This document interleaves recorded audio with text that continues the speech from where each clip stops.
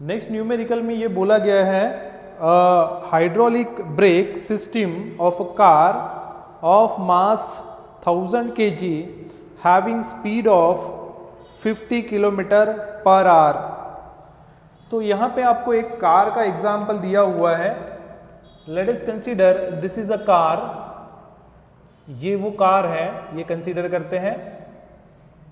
और ये जो कार है इसका आपको मास दिया हुआ है। Let us consider that mass is, और मास आपको दिया है 1000 kg। 1000 kg इस कार का मास है। और ये कार जो है, ये कार विथ अ वेलोसिटी, ये कुछ वेलोसिटी से आगे बढ़ रहा है। तो ये कंसीडर कर लेते हैं कि जिस वेलोसिटी से ये आगे बढ़ रहा है वो वेलोसिटी आपको 50 किलोमीटर पर आवर इतना दिया हुआ है। 50 किलोमीटर पर आवर से ये कार जो है वो आगे बढ़ रहा है। आगे देखते हैं क्या बोला है। Has a cylindrical piston of radius of 0.5 centimetre. देखो ये जो कार आपको दिया हुआ है, बेसिकली कार में हाइड्रोलिक ब्रेक्स होते हैं, हाइड्रोलिक ब्रेक सिस्टम होता है, हम ऐसा कंसीडर करेंगे। और हाइड्रोलिक ब्रेक सिस्टम में एक मास्टर सिलेंडर होता है और बाकी के जो होते हैं वो होते हैं स्लेव सिलेंडर।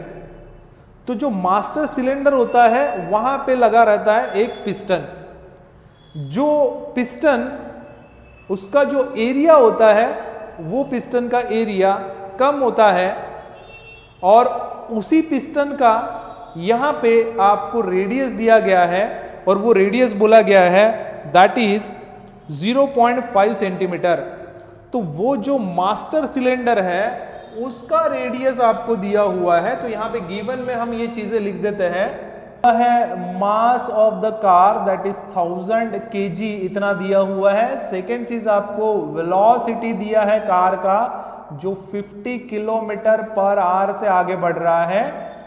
और हम उस मास्टर सिलेंडर का जो रेडियस है वो हम लिख देते हैं और वो रेडियस आपको दिया है दैट इज 0.5 सेंटीमीटर। आगे बोला है the slave cylinder has a radius of 2.5 centimetre. तो जो हाइड्रोलिक ब्रेक्स होते हैं इसमें स्लेव सिलेंडर भी होता है और स्लेव सिलेंडर का जो रेडियस है वो आपको दिया हुआ है। तो यहां पे हम स्लेव सिलेंडर का जो रेडियस है वो लिख देते हैं। तो ये लिखेंगे हम 2.5 सेंटीमीटर।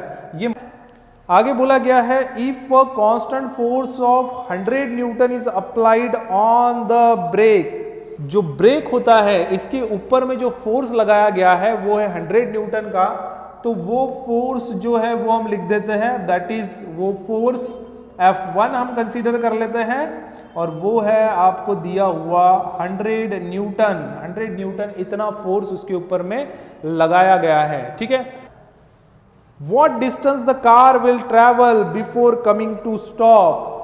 तो आगे आपको ये बोला है कि अगर कार के ऊपर में ब्रेक लगता है तो ब्रेक लगने से ये कार कुछ दूरी तक जाएगा और रुक जाएगा, ऐसा ही होगा।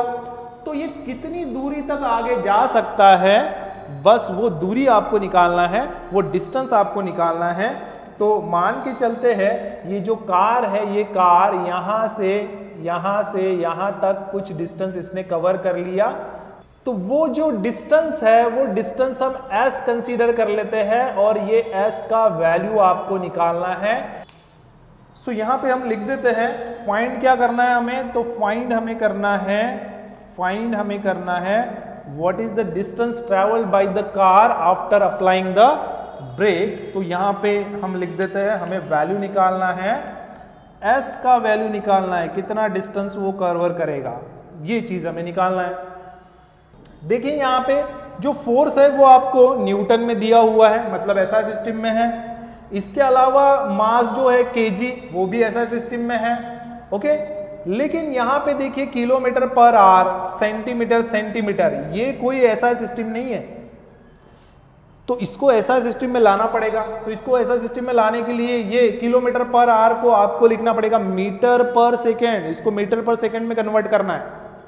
तो देखिए इसको मीटर पर सेकेंड में कैसे कन्वर्ट करेंगे? 50 जो है उसको तो वैसा ही रखते हैं और मल्टीप्लाइड बाय 1 किलोमीटर। 1 किलोमीटर मतलब कितना मीटर? तो 1 किलोमीटर मतलब होता है 1000 मीटर डिवाइडेड बाय 1 आवर मतलब कितना सेकंड, क्योंकि मीटर पर सेकंड में कन्वर्ट करना पड़ेगा। मीटर ऐसा यूनिट है, सेकंड ऐसा यूनिट है, तो 1 आवर मतलब होता है 3600 सेकेंड।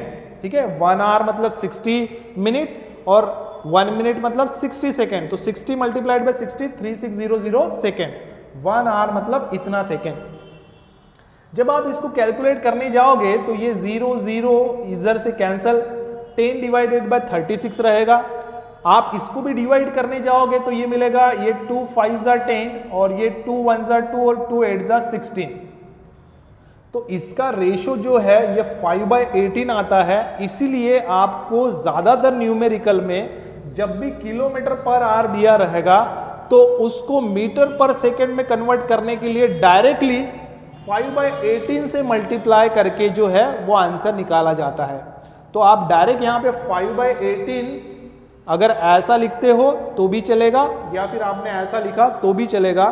तो ये मैंने आपको इसका सिंप्लीफिकेशन पूरा जो है बता दिया। तो आप इसको लिख सकते हैं, या डायरेक्टली आप ऐसा भी लिख सकते हैं 50 इंटू 5/18 मीटर पर सेकेंड, ऐसा भी लिखा जाता है। डायरेक्ट क्यों आता है ये बता दिया मैंने आपको। अब आप इसको भी सॉल्व करने जाओगे तो ये हो जाएगा, आप इसको सॉल्व कर सकते हैं। दिस इज 2 2 4 2 5 10 और ये हो जाएगा 2 9 18। और देखो और तो डिवाइड नहीं हो रहा है तो आप इसको मल्टीप्लाई कर दीजिए। 25 मल्टीप्लाइड बाय 5 हो जाएगा 125 और नीचे में है 9 और आगे में रहेगा मीटर पर सेकेंड। तो इस तरीके से जो है, जो आप इनिशियल वेलोसिटी आप बोल रहे हो that is you 50 kilometre per hour जो था उसको आपने 125 डिवाइडेड बाय 9 मीटर पर सेकेंड में कन्वर्ट कर लिया। अब दूसरा जो है R1 बोलेंगे, मास्टर सिलेंडर का जो एरिया है उसका रेडियस आप ये बोल सकते हैं, जो 0.5 सेंटीमीटर दिया है इसको हमें कन्वर्ट करना पड़ेगा मीटर में। And as we know that कि 1 सेंटीमीटर इज इक्वल टू ये होता है इंटू 10⁻⁻² मीटर। इसके बाद में जो स्लेव सिलेंडर है उसका जो एरिया है, उसका जो रेडियस है वो है R2 और वो है 2.5 सेंटीमीटर और इसको भी हमें करना है मीटर में, तो इंटू 10⁻² मीटर ऐसे हो जाएगा। तो अब देखिए ये जो है ये सभी के सभी वैल्यूज जो है वो आपको SI सिस्टम में दिखाई दे रहे हैं। और अब जाके हम क्या करेंगे, सबसे पहले A1 और A2 का जो वैल्यू है वो निकाल लेते हैं। तो पहला जो रहेगा वो रहेगा आपका, फर्स्ट हम फाइंड करेंगे area of master cylinder. Master cylinder का जो एरिया होगा वो हम लिखेंगे that is A1 which is equal to πr1²। Okay, तो पाई का वैल्यू जो है हम वैसा ही रख देते हैं, इसका वैल्यू कोई पुट नहीं करते, क्योंकि आगे चल के हमें A1 और A2 की वैल्यू जब पुट करना है तो वो आगे चल के कैंसिल होगी, जिसमें पाई जो है वो बेसिकली कैंसिल होगा। तो यहाँ पे R1 का वैल्यू जो है बस वही पुट कर देते हैं, ये है दैट इज 0.5 इंटू 10⁻², इसका होल स्क्वायर ये हो जाएगा विच इज इक्वल टू पाई, और ये 0.5 का स्क्वायर हम लिखेंगे, ये इसका भी स्क्वायर होगा और इसका भी स्क्वायर है, तो आप लिख सकते हैं 0.5 का होल स्क्वायर मल्टीप्लाइड बाय ये हो जाएगा 10⁻, दिस इज 2 2 4, तो ये -4 कुछ ऐसा होगा। ठीक है, आगे भी जरूरत होगी तो हम इसको स्क्वायर कर लेंगे। और सेकंड जो है that is area of slave cylinder. तो इसका एरिया आप A2 ले सकते हैं which is equal to πr2², which is equal to πr2 का जो वैल्यू है वो है दिस इज 2.5 इंटू 10⁻², इसका होल स्क्वायर आएगा, और इसको भी आप लिख सकते हैं पाई, और ये हो जाएगा 2.5 इसका होल स्क्वायर इंटू 10⁻, ये ऑब्वियसली ये जो स्क्वायर है इसको भी लगेगा तो ये -4 हो जाएगा। तो इस तरीके से जो एरिया है, और क्योंकि आपने ऐसा यूनिट निकाला है तो इसका जो यूनिट अगर पुट करना है तो आप इसका मीटर स्क्वायर करेंगे क्योंकि ये एरिया है। तो इस तरीके से आपने एरियाज के जो वैल्यू है वो आपने निकाल लिए हैं। अब जो है हम पास्कल लॉ लगा के F2 का वैल्यू निकाल लेंगे। पास्कल लॉ ये कहता है कि जो प्रेशर होगा P1 which is equal to P2, master cylinder पर जो प्रेशर एक्ट होगा उतना ही प्रेशर स्लेव सिलेंडर के ऊपर में भी एक्ट होगा, और इसके ऊपर में मास्टर सिलेंडर के ऊपर में जो फोर्स लग रहा है वो है F1, उसका एरिया जो है A1, स्लेव सिलेंडर के ऊपर में जो फोर्स लगेगा वो F2 लगेगा और उसका एरिया रहेगा A2। तो देखो मुझे पता है कि F2 निकालना है तो मैं F2 वाले टर्म को इधर लेके आ जाता हूँ, ये पूरा ही टर्म इधर लेके आ जाता हूँ, ये F2 डिवाइडेड बाय A2 लिखता हूँ विच इज इक्वल टू ये हो जाएगा F1 डिवाइडेड बाय A1। अब इससे जो है आप F2 निकाल सकते हैं, F2 को यहीं पे रखो, बाकी टर्म को उधर भेजो तो ये हो जाएगा that is F2 which is equal to, इसको आप लिख सकते हैं that is F1 multiplied by this is A2 divided by A1, ऐसा आप लिख सकते हैं इसको। अब इनकी वैल्यूज अगर हम पुट करते हैं तो ये हो जाएगा F2 which is equal to, F1 का वैल्यू कितना है तो 100 न्यूटन है, 100 न्यूटन हम पुट करेंगे मल्टीप्लाइड बाय A2, एरिया 2 कितना है तो ये वाला वैल्यू है हमारे पास में, ये लिखेंगे ऊपर में पाई 2.5 इसका whole square multiplied by 10⁻⁻⁻4 divide में A1 का वैल्यू आपके पास में ये है तो ये लिखेंगे पाई, ये हो जाएगा 0.5 का whole square multiplied by again 10⁻⁻4। तो देखिए यहां से simple this pi get cancel, 10⁻⁻4 ये भी क्या हो रहा है कैंसल हो रहा है। अब इसको आपको सॉल्व करना है तो ये स्क्वायर है तो आप इसको एक साथ भी लिख सकते हैं, ये आप 100 लिख दीजिए इन टू, आप इसको ऐसा भी लिख सकते हैं दैट इज 2.5 डिवाइडेड बाय 0.5 और उसका होल स्क्वायर, क्योंकि ये इसका भी स्क्वायर है ये इसका भी स्क्वायर है तो आप एक साथ उसका स्क्वायर जो है लिख सकते हैं, लेकिन हमें ये डिवाइड करने के लिए थोड़ा सा आसानी हो जाएगी।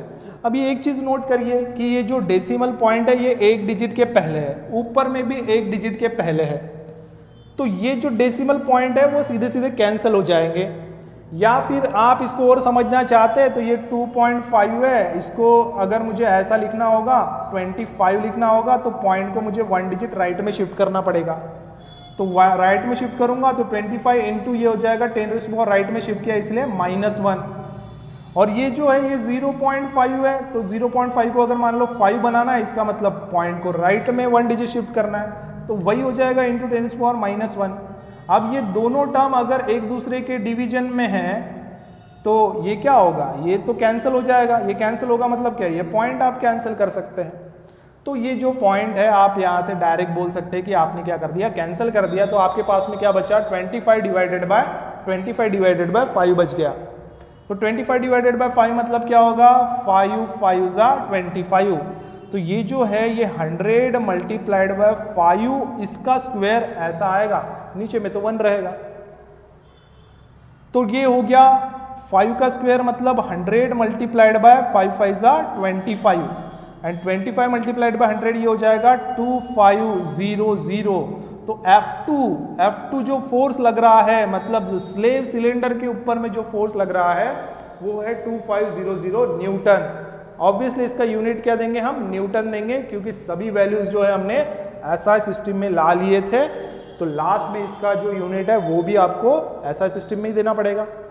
तो जो फोर्स है वो लग गया है 2500 न्यूटन का। देखिए ब्रेक के ऊपर में जो फोर्स लग रहा है वो है 100 न्यूटन का, लेकिन कार के टायर्स के ऊपर में कितना फोर्स लग रहा है 2500 न्यूटन का, ये ज्यादा फोर्स वहां पे लग रहा है, और इसी फोर्स से टायर जो है रुक जाते हैं और आगे में जो असलरेशन कराते हैं या डी असलरेशन आप इसको बोल सकते हैं वो इसी फोर्स से होता है। तो इसलिए अब जो असलरेशन निकालेंगे हम इस फोर्स से निकालेंगे, तो चलो निकालते हैं।